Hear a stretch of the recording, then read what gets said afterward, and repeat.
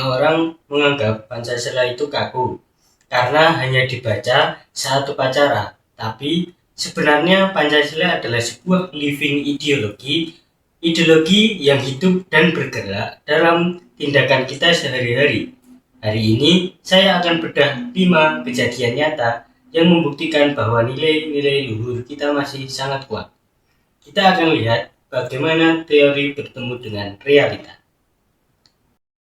Kita mulai dari pondasi paling dasar, yaitu hubungan kita dengan Sang Pencipta. Mari kita lihat kejadian luar biasa saat banjir melanda Kudus beberapa waktu lalu. Dalam rekaman yang saya temukan ini, kita bisa melihat dengan jelas bagaimana dampak banjir besar yang melanda wilayah Kudus telah melumpuhkan aktivitas warga dan memaksa mereka meninggalkan rumah. Namun, momen yang paling menarik perhatian saya adalah ketika kamera menyoroti sebuah gereja Kristen yang bertransformasi menjadi posko pengungsian. Di sini, pengurus gereja menunjukkan sikap yang luar biasa dengan membuka ruang aula mereka.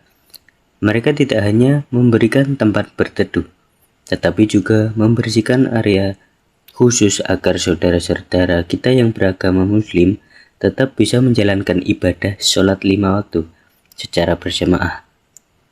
Pemandangan ini memperlihatkan bahwa di tengah bencana, rasa kemanusiaan dan penghormatan terhadap keyakinan orang lain jauh lebih tinggi daripada perbedaan dogma agama.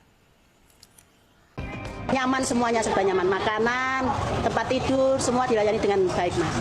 Kalau ibadah sendiri bagaimana? Di gereja ya? Gimana ibadahnya bagaimana? Ya, kalau ibadah ya terserah, yang Muslim mau sholat di sini tidak apa-apa. Video ini bukan sekedar soal tempat mengungsi. Ini adalah level tertinggi dari toleransi. Sila pertama mengajarkan bahwa ketuhanan itu memanusiakan ketika semua rumah ibadah dibuka bagi mereka yang berbeda keyakinan untuk bersujud. Disitulah esensi agama muncul menjadi rahmat dan pelindung bagi sesama tanpa adanya sekat. Ketika hubungan kita dengan Tuhan sudah benar, maka secara otomatis hati kita akan lebih sensitif terhadap penderitaan sesama manusia. Sebab mustahil kita mengakui mencintai Tuhan jika kita tidak punya empati kepada manusia di sekitar kita. Contoh kecilnya bisa kita lihat di jalanan seperti ini. Pada video kedua ini merekam sebuah insiden kecil di jalan raya. Kita bisa melihat seorang ibu-ibu parubaya yang membawa beban belanjaan cukup banyak di motornya, tiba-tiba kehilangan keseimbangan dan terjatuh. Seluruh sayur mayur dan barang dagangannya berserakan di aspal yang panas. Nah, perhatikan aksi mas-mas yang sedang melintas ini. Tanpa ragu sedikit pun dan tanpa memedulikan kendaraannya sendiri, dia langsung menepi untuk menolong. Kejadian spontan seperti ini membuktikan bahwa refleks untuk berbuat baik dan menolong sesama tanpa melihat latar belakang itu masih menjadi identitas dan adab asli dari masyarakat Indonesia.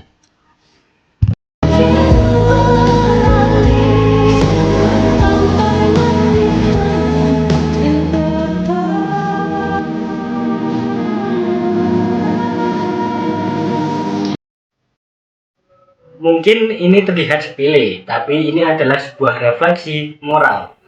Sila kedua, kemanusiaan yang adil dan beradab diuji saat kita melihat orang asing dalam kesulitan.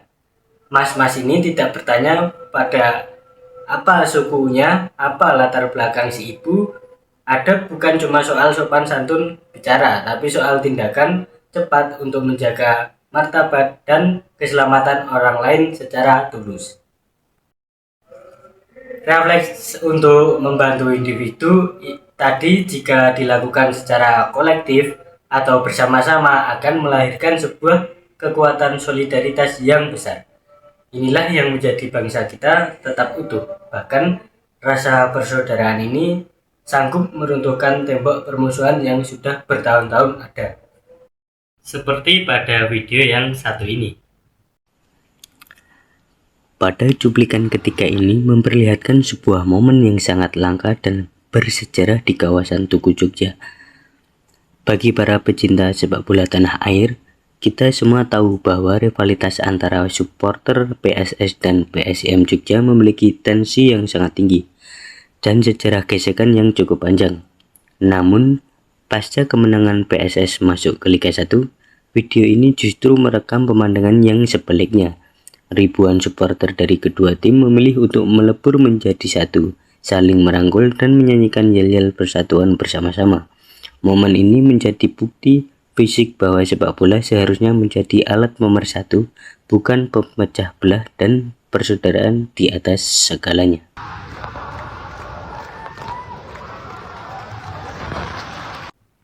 Rivalitas PSIM dan PSS itu sejarahnya panjang dan keras.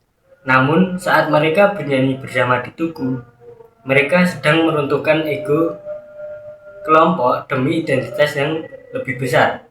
Sila ketiga mengingatkan kita bahwa persatuan itu bukan berarti menghilangkan perbedaan, tapi kesadaran bahwa kita jauh lebih kuat saat berdiri berdampingan daripada saling menjatuhkan. Menjaga persatuan dalam keberagaman itu bukan perkara yang mudah.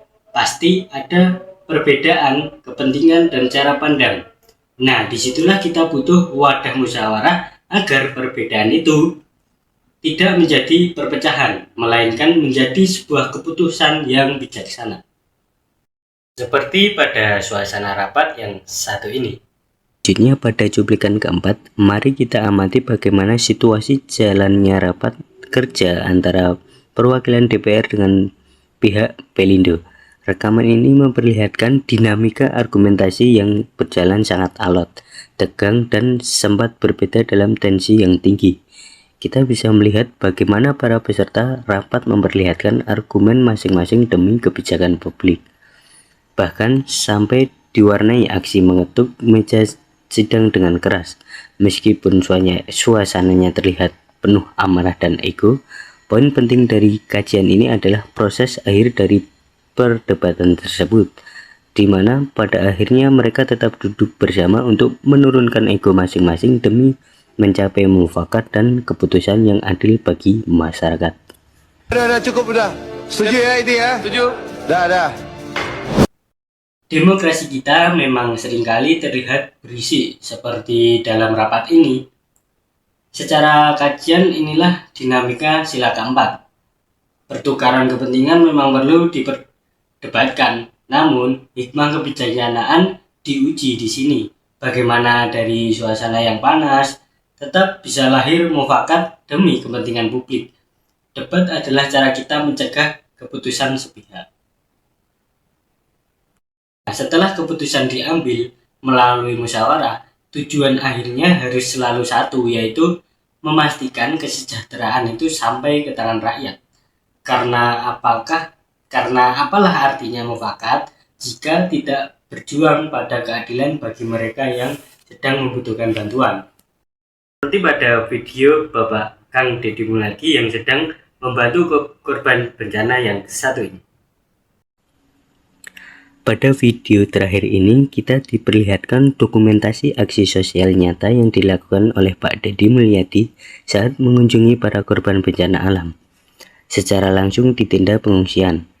Di dalam rekaman ini, beliau terlihat tidak sekedar memberikan bantuan secara formalitas, tetapi juga meluangkan waktu untuk berdialog dan mendengarkan keluh kesah warga.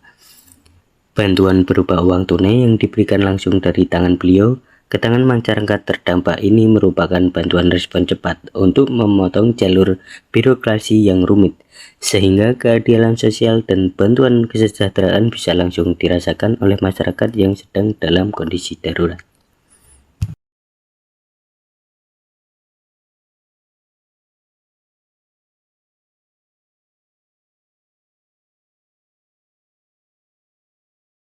Kelima sering dianggap hanya tugas negara, namun aksi berbagi ini memberi makna bahwa keadilan sosial adalah tentang distribusi rasa peduli. Ketika yang kuat menopang yang lemah, kita sedang menutup celah kesenjangan. Keadilan berarti setiap warga negara, terutama yang sedang terkena bencana, memiliki hak untuk tidak merasa sendirian dan tetap terlindungi keselamatannya. Nah, kesimpulannya, kelima video tadi menunjukkan bahwa Pancasila bukan benda mati, tapi dia adalah ruh yang mengalir dalam perilaku kita. Ia ada di tangan yang menolong, hati yang memaafkan, dan suara yang memperjuangkan solusi. Saya Mirya, terima kasih sudah mengikuti kajian ini. Semoga kita bisa terus menjaga nilai-nilai dalam kehidupan sehari-hari. Terima kasih.